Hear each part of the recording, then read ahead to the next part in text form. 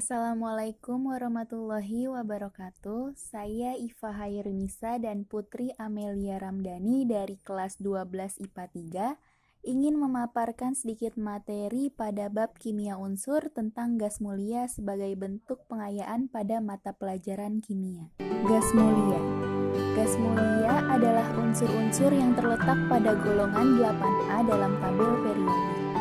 Disebut gas mulia karena semua unsurnya berwujud gas dan orbitalnya terisi penuh sehingga sangat stabil dan sukar bereaksi untuk membentuk senyawa atau iner. Unsur-unsur gas mulia terdiri dari helium, neon, argon, krypton, xenon, dan radon. Helium memiliki 2 nomor atom, neon memiliki 10 nomor atom, argon memiliki 18 nomor atom, krypton memiliki 36 nomor atom, xenon memiliki 54 nomor atom, dan radon memiliki 86 nomor atom. Helium memiliki 2 elektron valensi dan keempat sisanya memiliki 8 elektron valensi. Elektron valensi adalah kulit terluar. Kemudian setelah melakukan beberapa eksperimen, senyawa yang pertama kali dibuat dari unsur gas mulia yaitu XePtF6 atau xenon hexafluoroplatinum. Pada tahun 1962, Neil Bartlett, Kanada pertama kali dapat mensintesis senyawa XePtF6 atau dengan nama xenon hexafluoroplatinum. Selanjutnya ditemukan senyawa-senyawa berikut, yaitu ada XeF2 atau xenon difluorida, XeF4 xenon tetrafluorida, XeF6 xenon hexafluorida, FO, XeO3 xenon trioksida, dan XeO4 xenon tetraoksida. Kemudian sifat-sifat gas mulia yaitu yang pertama ada energi ionisasi sangat tinggi sehingga sukar melepas elektron. Kemudian kereaktivitasan gas mulia sangat rendah, semakin besar jari-jari energi ionisasi semakin kecil, sedangkan semakin reaktif maka semakin mudah membentuk senyawa. Kemudian keelektronegatifannya sama dengan 0, tidak mempunyai kecenderungan untuk menangkap elektron. Kemudian ada semakin ke bawah kerapatan dan titik pilihnya semakin tinggi. Selanjutnya semua gas mulia terdapat di udara kecuali radon, terdapat di isotop radioaktif. Selanjutnya gas mulia yang banyak di jagat raya atau di alam itu adalah helium, sedangkan yang banyak di atmosfer atau di udara itu argon. Kegunaan masing-masing unsur gas mulia. Yang pertama helium, lambangnya He. Helium berwujud gas dan dapat dicairkan dalam suhu yang rendah dan tekanan tinggi. Helium merupakan gas terbanyak di alam semesta setelah gas hidrogen. Misalnya, dalam matahari terkandung 74% gas helium. Gas helium tidak berwarna, tidak berbau, dan tidak beracun.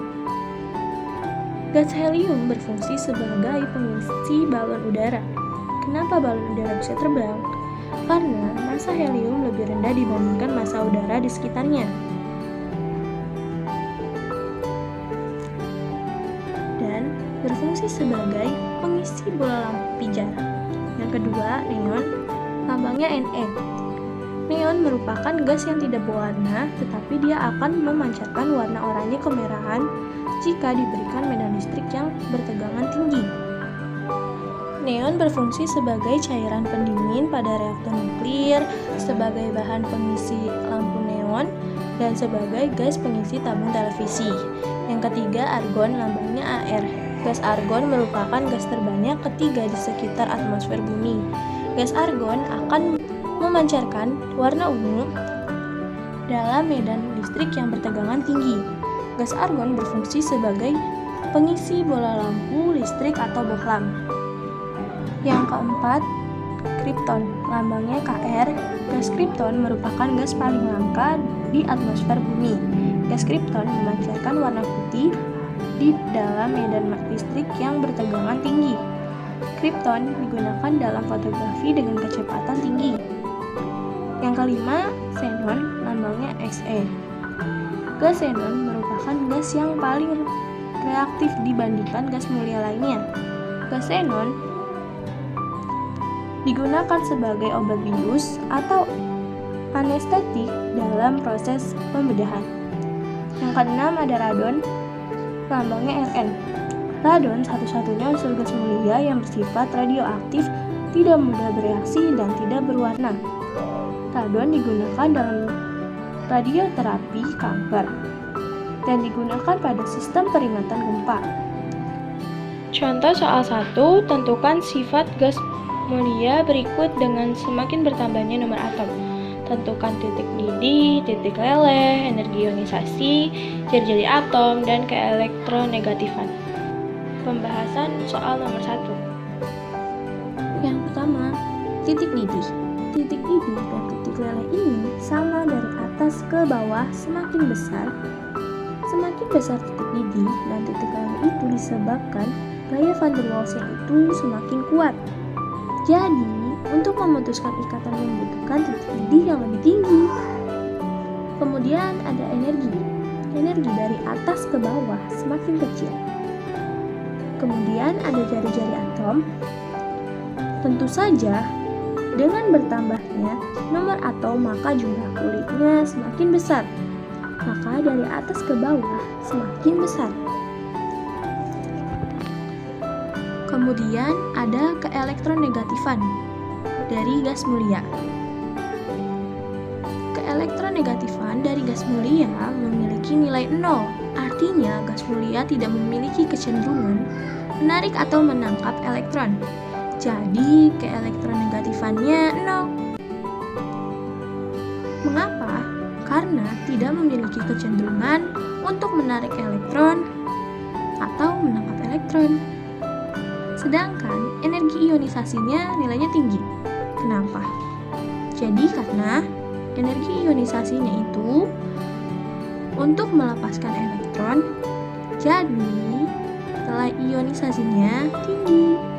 Pada soal kedua terdapat tabel energi ionisasi unsur gas mulia.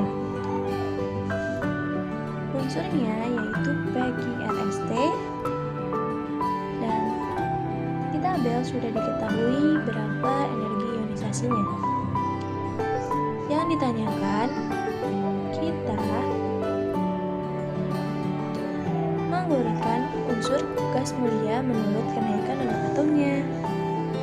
Kita ingat-ingat ya teman-teman, semakin besar nomor atom, maka semakin kecil energi ionisasinya. Jadi kita urutkan dimulai dari yang terkecil dulu. Berarti R, Q, P, T, dan yang terakhir S.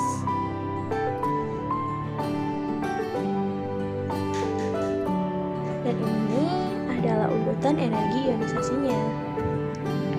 Sedangkan yang ditanyakan urutan kenaikan nomor atomnya. Berarti ini kebalikan dari energi ionisasinya. Jadi dimulai dari mana? Ya. Jadi kita mulai dari yang S. Jadi nomor atomnya itu urutannya dari S, T, P, Q, dan R. Demikianlah yang dapat kami sampaikan. Jika ada kesalahan, mohon dimaafkan. Wassalamualaikum warahmatullahi wabarakatuh.